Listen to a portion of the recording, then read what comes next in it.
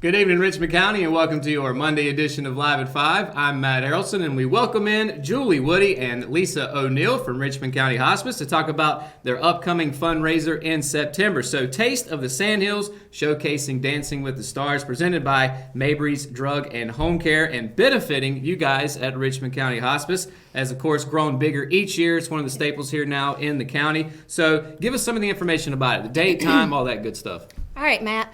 The event will be held Saturday, September 14th. It'll be at the Cole Auditorium again in Hamlet. This year, our event and table sponsors will be able to enter the Taste of the Sandhills portion beginning at 5 o'clock in the evening. Premier ticket holders, those who have paid $60 for their tickets, will be able to enter at 5:30, and general admission will begin at 6 o'clock. We're hoping to get rid of some of that backlog in the food line. The Dancing with the Stars portion of the event will begin at 7:30 on the stage in the auditorium. All right. So every year we see a different theme from Dancing with the Stars. Now, I've been lucky enough to be a part of some of those. We've had Broadway, we've gone to the Oscars, Disney so far. So where are you guys taking us this year? This year we'll be going to 1900s Coney Island. So right. we're heading to the circus. All right. This evening is basically two events in one. We mentioned Taste of the Sandhills. So who are some of the restaurants you guys have lined up this year? Well, we would like to thank, the ones that do come back year after year. And so far we have Fats, Half Baked, Smithfield's, Godfather's, Highway 55, Mama Noise, a crowd favorite every year, Number One Diner will return. And then we also have two new ones from Richmond County, which is the Holiday Restaurant and the new grill that's opened up through Marsha Reynolds. So, and then in Moore County, we have returning Rita's Italian Ice, Hickory Tavern, Los Cabos, Lowe's Foods, and we've added this year Kickback Jacks and Char Bar number 7. Char Bar, that sounds good. Well, let's talk about the one of my favorite part, of course, the Dancing with the Stars portion of the evening. So, how many couples we got lined up this year? We have 12 eager couples this year. They are out there raising money, selling ads, and ready to dance. This year we have Cleve Baxley and Sabrina McDonald, Mito and Karen Allen, Marvin Taylor and Hannah Taylor, Creta Marshall and Terrell Everett, Blake Altman and Courtney Odom, Belinda Whitley and Tavares Bostick, Charity Davis and Nikki Fletcher, Carrie Edmondson and Sam Williams, Tammy Joyner and Dalton Williams, Ed Ross and Meredith McDonald, Neil and Catherine Robinette, and Rachel and Zach Pisagno. So that's a full slate of dancers this year. I gotta ask, is that more or less than y'all have done in the past? That is more than we've had in a year so far. Okay. Well, how can people get tickets? Well, there's several ways, but the two main ways are through our Eventbrite page. So just go in Eventbrite and then look for the Taste of the Sandhills. Or you can come to our office or call our office at 910-997-4464, and one of our staff's persons can help you purchase a ticket. I do want to say, though, since you brought up the dancers, that you can go onto our Facebook page and vote for these dancers. Each vote is $1. Right. So we do want to say, that's one way of a couple winning that night at the event. So. And tickets are in short supply. Yes. We only have 30 tickets left as of counting this morning. So. Okay, 30 tickets. Well, sounds like people better get tickets now if they haven't got them already. So that's a lot of information. Anything else we're missing here you want to let us know about? I just would like to take this opportunity to thank everyone that worked so hard to make this event a success. Our volunteers, our staff, our dancers, the restaurants that come, and of course our sponsors. Mabry's Drug and Home Care, again, this year as our event sponsor, and then our table sponsors this year too. Tri-City, Sandhills Alternative Academy, Hayden Construction Company, Tri-Cook Electrical Contractors, the Warnock family, Superior Cranes, the Moree family, Enterprise Fleet Management, Kids Construction, Outreach Preschool, Bennett Fire Extinguishers, and Simply Chic. We could not pull off an event of this magnitude without everyone's support, so we just appreciate everyone. All right, and as I said at the top of this interview, this is one of the premier events here in Richmond County. I know everybody's excited, so if you haven't gotten your tickets yet, head out and grab those online. So we appreciate you ladies joining us. Lisa O'Neill, Julie Woody from Richmond County Hospice. We're going to take a quick commercial break. When we come back, we've got your news, sports, and weather, all that and more right after this. Hometown heroes? Well, maybe. When it comes to backyard comfort and no pesky mosquitoes, call Brown Termite and Pest Control at 910-895-6410 or 910-276-8870. Their team of superheroes can take back control of your paradise. That's 910-895-6410 today. At Richmond Community College, we can prepare you for a high-skill, high-paying career in a variety of fields. We are always developing new courses and programs in response to the communities we serve.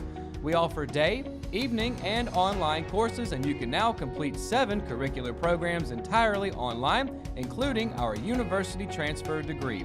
At Richmond Community College, we believe in helping you prepare for a better life. Richmond Community College, local college, big impact. Several residents got a knock on their doors from police Saturday, but the officers weren't there to serve warrants. They were there as part of a community policing effort from the Hamlet Police Department called Neighborhood Sweep. They did, however, leave something with the residents, small bags containing contact information as they walked through the East Hamlet, Pinecroft, and Briarwood neighborhoods. Chief Tommy McMaster said the goal was to rebuild the bridge between police and residents. Following a lunch prepared by the Hamlet Fire Department, 2 teams started at the ends of Austin Street and met in the middle before stopping for the day. Captain Randy Dover and his crew went to the south end, while McMaster's, Fire Chief Calvin White, and Patrolman Kevin Viana started at the intersection with McDonald Avenue. Those who were home were receptive to the officers. For those who weren't home, a bag was left hanging on the door. Dover said some residents he spoke with were concerned about speeding through neighborhoods, people walking around late at night, and recent break-ins. White pointed out he was a little surprised that some did not yet know that McMaster's was chief, although he's been on the job since April 1st. The department was joined by members of the Hamlet Fire Department, City Manager Jonathan Blanton, council members Maurice Stewart and Joe Robinson, and deputies from the Richmond County Sheriff's Office. McMaster said he, quote, couldn't have done it without them. Saturday marked the first phase of the outreach effort, with the next phase slated for October. Neighborhood Sweep is just one of several community policing activities the department has planned. Once school starts back, McMaster said officers will fill bags with pencils and other school supplies to hand out to students. The department is also hosting a Community Watch informative meeting in the City Council chambers at 6 p.m. on July 30th, starting Adopt a Block, where officers are assigned a certain area to patrol and interact with residents in August, and launching a 10-month mentoring program for high schoolers in September. With 1 week left in the filing period for this fall's municipal elections, the mayor's race in one town is heating up, and one city council member explains why she won't be running again. According to documents from the Richmond County Board of Elections, Norman Town Council member Tanya Collins has filed to run as mayor. Collins, a lifetime Norman resident, has been elected to the council for the past 2 terms and served previously, but resigned due to other responsibilities. She and her late husband owned and operated the Norman General Store for 15 years. Following his murder, she sold the store and went across the street to Matt's Shop and Save, where she is now manager. Collins said she isn't going to make any promises because progress needs the support of the people. However, she said she would like to see some of the old businesses torn down and bring in new ones. Collins will face Adrian Robson, a newcomer to the political arena in the mayoral race. He filed last Friday, which was the opening day of the 2-week period. Meanwhile, down in Hamlet, City Council member Wendy Massagee issued a statement Friday morning to say why she would not seek re-election. She accused that ego, grudges, and personal agendas overshadowed the goals of governing in the best interest of the people the council serves. She stated that she doesn't want her name associated with a council whose actions are questionable and where decisions are made with exclusionary backroom deals rather than thoughtful public discussion. Hamlet City Manager Jonathan Blanton responded to her accusations late Friday, apologizing that Massagee feels this way, but to his knowledge there have never been any backroom deals and that any official vote of the City Council has been done in open session. Blanton added that Mayor Bill Bayless, who has also filed for re-election, has been neutral and fair to all council members and said that he does what's best for the city. Former Hamlet Police Chief Terry Moore is vying for a seat on that town's city council. Earlier this year, Moore applied for the position left vacant by the resignation of David Lindsay. That position was filled by Maurice Stewart, who was filed to run for the seat. Joe Robinson, who was recently appointed to the council vacancy left by Jonathan Bowie's resignation, has also filed for a seat. Bowie resigned due to a work transfer. A man is facing robbery and assault charges from incidents late last month. According to warrants, 18-year-old Tito Jermaine Ray conspired with, quote, persons unknown to rob a man of his wallet and approximately $200 on June 29th. Ray is also accused of assaulting and threatening 4 people that same day. Warrants allege that he hit 2 women multiple times with closed fists about the head and face and pushed another. He is also accused of hitting a man multiple times in the head and face and kicking him in the face and ribs. The victim was reportedly knocked unconscious and received medical attention for a concussion and possible swelling of the brain.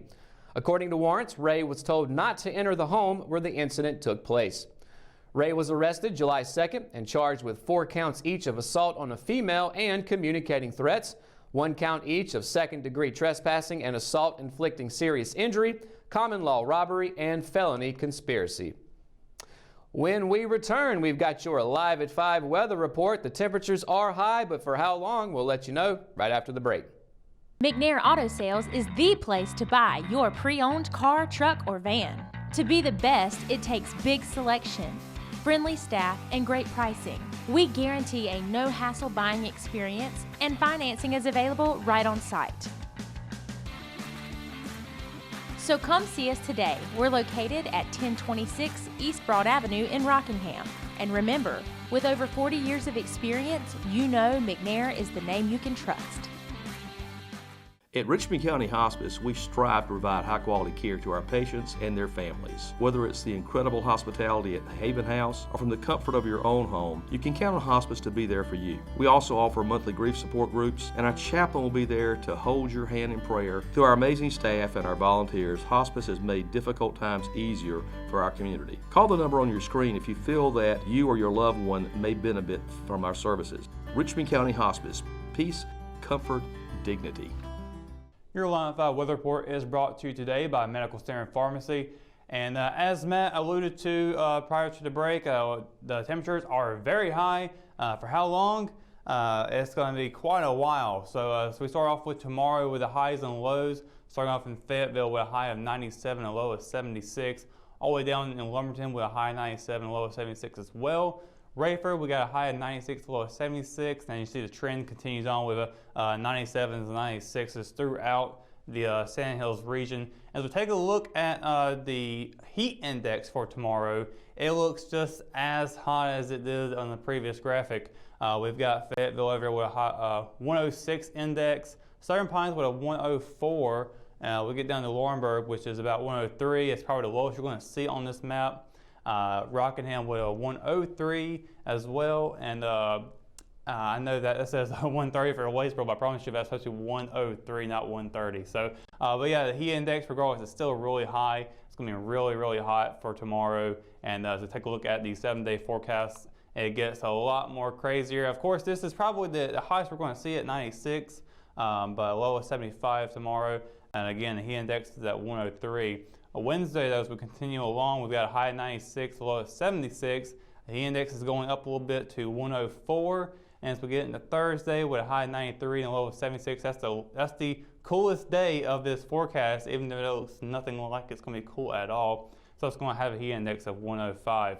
So as we continue along, it's going to be Friday with a high of 96 and a low of 77, as well with a heat index of 105.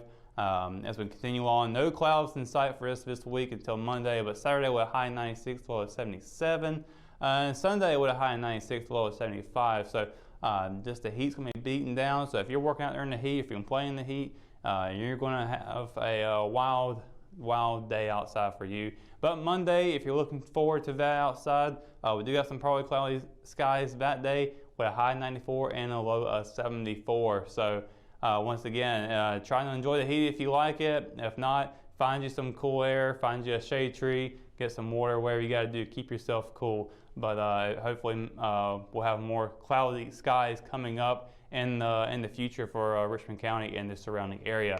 That's going to do it for your Line 5 weather report. When we return, we've got more sports on the way, as well as news coming up right after the break.